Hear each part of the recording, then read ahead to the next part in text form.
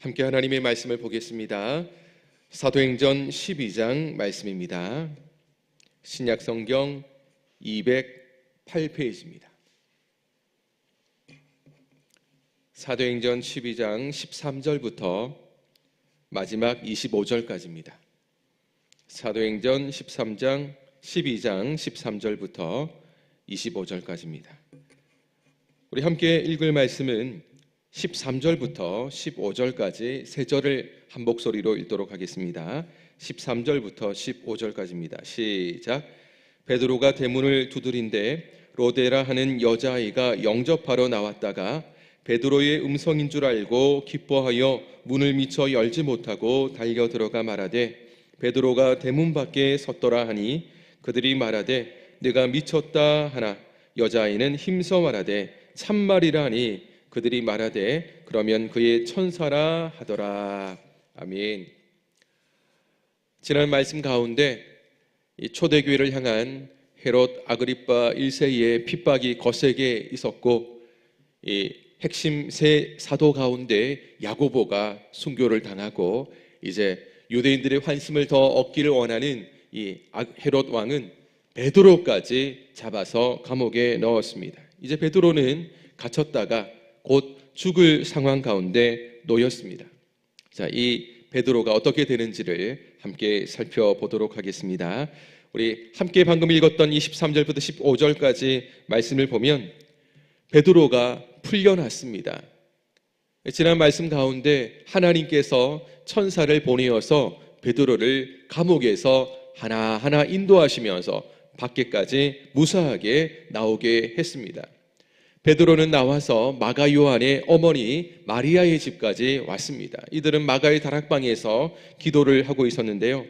어찌하든 하나님의 은혜 가운데 구원받은 베드로가 이 마가 요한의 어머니 마리아의 집까지 와서 문을 콩콩콩 두드렸습니다. 그때 그 집에서 이 종의 일을 하고 있던 여자아이 로데가 달려나와서 문을 좀 열려고 하는데 가만히 밖에 있는 사람의 목소리를 들으니까 베드로입니다. 깜짝 놀라기도 했지만 얼마나 기쁜지 문을 열어주는 것조차 잊어버리고 그냥 바로 성도들이 기도하는 그 장소로 달려가서 베드로가 왔습니다 라고 전달했습니다. 이 말을 들은 성도들도 함께 기뻐해야 될 상황, 그 타이밍에 뜻밖의 반응을 보이죠. 그들은 로데의 말을 믿지 않은 것입니다. 이들이 베드로를 하나님 살려달라고 구출해달라고 함께 마음을 모아 간절하게 기도했던 것은 사실인데요. 베드로를 위해서 간절하게 기도했으면서도 아마도 그들은 현실적으로는 불가능하다라는 그런 생각을 했던 것 같습니다. 이것을 통해 알 수 있는 것은 간절하게 기도하는 사람도 확신이 없을 수도 있구나라는 것입니다. 우리가 하나님 앞에 어떤 문제와 어떤 상황과 일들을 내어놓고 간절하게 기도하지만 그 기도하는 사람도 확신이 없을 수도 있다는 겁니다. 사람은 불완전하고 연약한 존재입니다. 그래서 우리가 당장에는 하나님 앞에 간절한 마음으로 하나님 믿습니다. 하나님 하실 줄로 믿습니다 하고 기도했지만 기도한 이후에 응답의 확신을 가지지 못할 수도 있다는 것입니다. 안 되는 것은 어쩔 수 없다 이런 인간적인 연약함이 그런 마음 가운데 틈탈 수 있는 것을 우리는 알 수가 있습니다. 예루살렘 교회 성도들은 함께 기뻐해야 될 상황이었지만 여자의 그 로데의 말을 미친 사람이 말하는 것처럼 제정신이 아닌 사람이 말하는 것처럼 취급을 했죠. 로데는 아마 그 말을 듣고 좀 답답해서 진짜라고 말을 했지만 성도들은 아마 베드로의 천사 아니겠냐 이런 말을 합니다. 당시 성도들은 하나님께서 성도들에게 천사를 한 명씩 붙여준다라는 생각을 했습니다. 다시 말해서 수호 천사가 한 명씩 붙어서 하나님께서 성도들을 지켜줄 것이다. 아마 성도들은 그런 생각을 하며 이야기를 했겠죠. 기도 가운데서 기도하면서도 간절하게 구하면서도 이 성도들은 불가능한 현실 가운데 이미 낙심한 마음을 가지고 있었다라는 것입니다. 그런데 어떻습니까? 하나님은 이들의 기도에 응답을 하셨죠. 막상 간절하게 베드로를 살려달라고 기도한 그 기도에 하나님은 이미 응답을 해주셔서 그들 앞에 베드로가 와 있다는 겁니다. 그런데 베드로가 왔음에도 불구하고 성도들은 믿지 않았다는 것. 이들은 이미 마음에 이거는 불가능할 수 있겠다라는 그런 인간적인 연약함이 들어있었습니다. 그러나 하나님이 응답했다는 것에 주목해야 됩니다. 왜냐? 하나님은 우리의 기도를 들으시고 반드시 응답하는 분이기 때문입니다. 우리의 불완전한 기도에도 응답하시는 하나님인 것을 알 수가 있습니다. 그래서 우리가 기도를 포기할 수 없는 겁니다. 때로는 믿음 없는 그런 모습으로 기도한다 할지라도 하나님이면 하십니다. 하나님이면 이루십니다. 하나님은 불가능도 가능케 하십니다. 그래서 우리가 기도를 포기할 수 없는 것입니다. 기도할 때 하나님의 응답이 있다는 것을 꼭 기억하시고 포기하지 않는 마음으로 계속해서 기도하고 응답받으시기를 축복합니다. 우리 계속해서 16절, 17절 두 절 말씀 함께 읽습니다. 시작. 베드로가 문 두드리기를 그치지 아니하니 그들이 문을 열어 베드로를 보고 놀라는지라. 베드로가 그들에게 손짓하여 조용하게 하고 주께서 자기를 이끌어 옥에서 나오게 하던 일을 말하고 또 야고보와 형제들에게 이 말을 전하라 하고 떠나 다른 곳으로 가니라. 아멘. 베드로는 문을 콩콩 두드렸는데 열어주지 않고 지체가 되니까 급한 마음에 계속해서 문을 두드렸습니다. 성도들은 이게 무슨 말인가, 무슨 일인가 생각을 하고 함께 달려나와서 문을 열었더니 자기들의 눈앞에 누가 있습니까? 정말 베드로가 있는 겁니다. 깜짝 놀랐죠. 아마 소리치는 사람도 있었을 것이고 아마 이런 혼란한 상황 속에서 베드로가 그들에게 조용히 하라라고 말을 했습니다. 혹시라도 지금 이 상황 속에서 자기를 붙잡으러 온 사람이 있을 수 있었기 때문에 조용하라라는 그런 손짓을 하면서 성도들과 지금 오래 머물 수 있는 상황이 아닙니다. 지금 베드로는 피해야 될 그런 상황이었기 때문에 하나님이 나를 이러하게 감옥에서 나오게 했다라는 사실을 다 설명을 했습니다. 그리고 이 야고보와 형제들에게 이 말을 좀 전해달라고 부탁을 했죠. 여기서 야고보는 사도 야고보는 아닙니다. 이미 순교를 했기 때문에 사도 야고보는 아니고 학자들은 아마도 예수님의 친동생 야고보일 것이다 라고 말을 했습니다. 야고보와 함께 형제들, 아마 바나바나 사울 그리고 이 바울 그리고 함께하는 여러 사도 요한 같은 사도들에게 이 말을 좀 전해달라라는 말을 한 후에 다른 곳으로 피해 떠나갔습니다. 이제 이후에 이 말이 어떻게 이제 상황이 진행되는지를 함께 보겠습니다. 18절과 19절 두 절 같이 읽습니다. 시작. 날이 새매 군인들은 베드로가 어떻게 되었는지 알지 못하여 적지 않게 소동하니 헤롯이 그를 찾아도 보지 못하며 파수꾼들을 신문하고 죽이라 명하니라. 헤롯이 유대를 떠나 가이사랴로 내려가서 머무니라. 아멘. 날이 밝은 후에 이 감옥에서는 한바탕 소동이 일어났습니다. 군인들이 지난 밤에 이 베드로가 감옥에서 나간 사실에 대해서 전혀 알지 못했기 때문입니다. 깜짝같이 베드로가 사라졌는데 정말 이 일을 어떻게 해야 될까? 결국 헤롯 왕에게 이 보고가 들어갔고요. 헤롯도 깜짝 놀랐습니다. 이제 이날은 베드로를 죽이려고 신문하기 위한 날이었는데 근데 막상 이 당일에 베드로가 없어졌기 때문에 헤롯은 이 여러 곳곳을 다 수색해서 베드로를 찾아라 했겠죠. 그러나 이미 베드로는 피했기 때문에 그들은 찾을 수가 없었습니다. 헤롯 대왕은 결국 이 사람들에게 이 특별히 경비병들에게 그 책임을 물어서 이들을 처형하라 하죠. 당시 죄수를 함께 지키는 사람들이 자기의 역할을 잘 하지 못해서 이 죄수가 도망을 치거나 탈출하게 되면 그에 대한 책임은 이 경비병들이 지게 되어 있었습니다. 결국 헤롯도 이 경비병들을 죽이라고 명했고요. 그 책임을 고스란히 이들이 떠맡게 된 것입니다. 그리고 난 뒤에 말씀을 보니까 이 헤롯은 유대를 떠나서 가이사랴로 내려갔습니다. 왜 가이사랴로 갔는지는 알 수는 없지만 분명한 것은 예루살렘을 떠나갔다는 겁니다. 아마 더 이상 이 예루살렘의 교회와 성도를 향한 박해하는 부분에 대해서 이미 좀 마음이 떠났다는 것을 알 수가 있는 것이죠. 다시 말해서 성도를 향한 박해와 핍박이 아마 헤롯에게 더 이상 의미가 없지 않았을까라는 그런 생각을 해봅니다. 아무튼 헤롯도 이 예루살렘을 떠나갔습니다.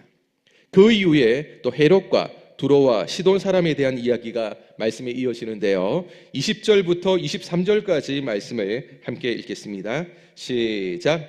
헤롯이 두로와 시돈 사람들을 대단히 노여워하니 그들의 지방이 왕국에서 나는 양식을 먹는 까닭에 한 마음으로 그에게 나와 왕의 침소 맡은 신하 블라스도를 설득하여 화목하기를 청한지라.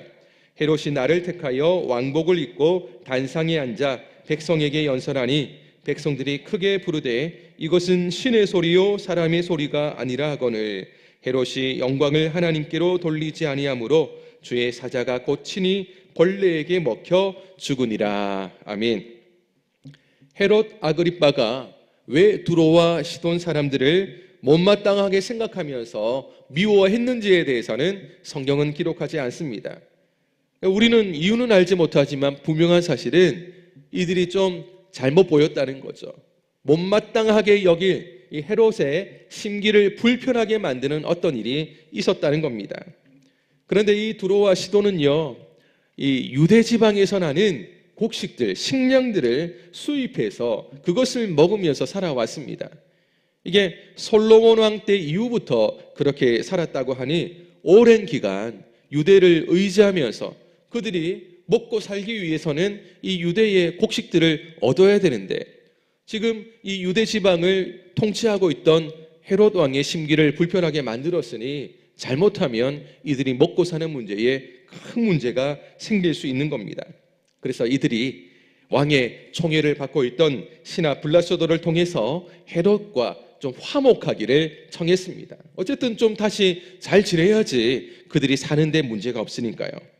그래서 헤롯은 두로와 시돈에서 온 이 사절단과 함께 평화조약을 맺기 위한 날을 정해서 헤롯이 왕복을 입고 그들 앞에 섰습니다. 그리고 그들에게 연설을 했습니다. 연설을 했더니 듣는 사람들이 마음이 없는 말로 아첨을 하고 왕을 막 높이는데요. 얼마나 이들이 왕을 높이는지 왕의 소리가 어떤 소리라고 합니까? 사람의 소리가 아니라 신의 소리다라고 아첨을 합니다. 이 정도 되면 헤롯도 그건 너무 간 거다. 너무 나를 높이는 거다라고 말을 했으면 좋았을 텐데 거만한 헤롯은 그 말 듣기를 원했다는 듯이 아마 그 마음은 굉장히 기뻤을 것입니다. 여러분, 사람은요 간사합니다.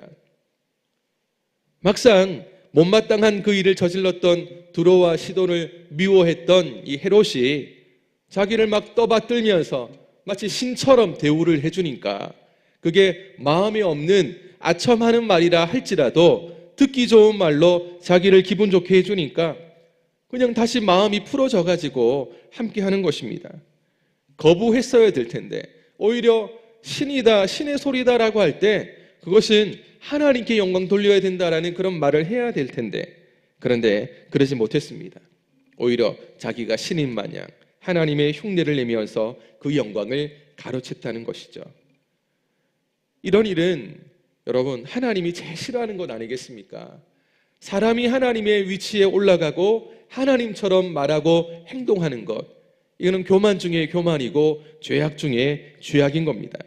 하나님은 결국 주의 사자를 보내서 이 교만하고 거만한 헤롯을 칩니다. 유대 역사가 1세기에 유대 역사가로 있었던 요세푸로스라는 이 사람은요, 이 헤롯이 어떻게 죽었는가라는 당시의 상황을 기술하고 있는데 헤롯이 연설 후에 갑자기 이 복통이 난 겁니다.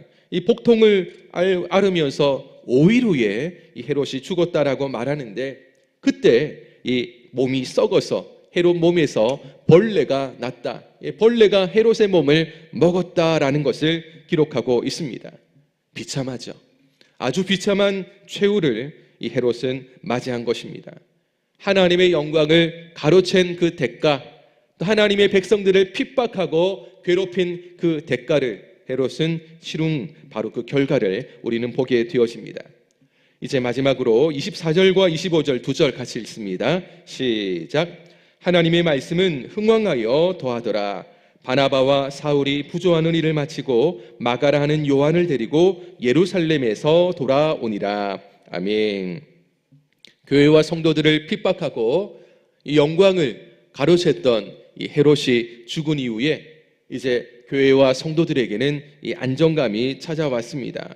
그리고 하나님의 말씀은 다시 흥왕했다는 것을 말씀을 합니다.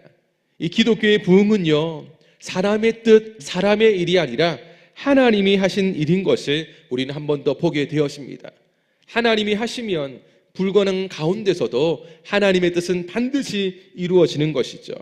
25절에 보니까 바나바와 사울이 부조하는 일을 마쳤다라고 말하는데, 이것은 앞선 사도행전 11장 말씀에서 아가보라는 선지자가 앞으로 이 흉년이 오면 굉장히 힘들 것이다 라는 그 말처럼 흉년이 들었을 때에 힘들어하는 이 예루살렘을 위해서 안디옥 교회 성도들이 자발적으로 헌신하며 헌금을 했던 그 돈을 가지고 이 바나바와 사울이 예루살렘에 와서 전달한 것을 말하는 것입니다. 그리고 이후에 다시 안디옥으로 돌아갈 때는 마가 요한도 함께 데리고 갔죠. 아까 전에 이 마가 요한의 어머니 마리아, 그러니까 함께 그곳에서 기도했던 바로 그 마가 요한을 함께 데리고 갔습니다. 이후에 마가 요한은요, 안디옥에서 하나님의 일을 섬기다가 바나바와 바울의 1차 전도 여행 가운데 동행하는 사람이 바로 이 마가 요한이 되겠습니다. 아무튼 하나님께서 이 12장 말씀을 마무리하면서 어떤 어려움과 어떤 핍박에서도 하나님은 하나님의 일을 계속해서 펼쳐나가시며 하나님의 뜻은 이루어진다는 것을 우리는 한 번 더 하게 되었습니다. 이제 말씀을 맺도록 하겠습니다. 하나님은 친히 하나님의 백성들을 지키십니다. 하나님은 친히 하나님이 세우신 교회들을 보호해 주십니다.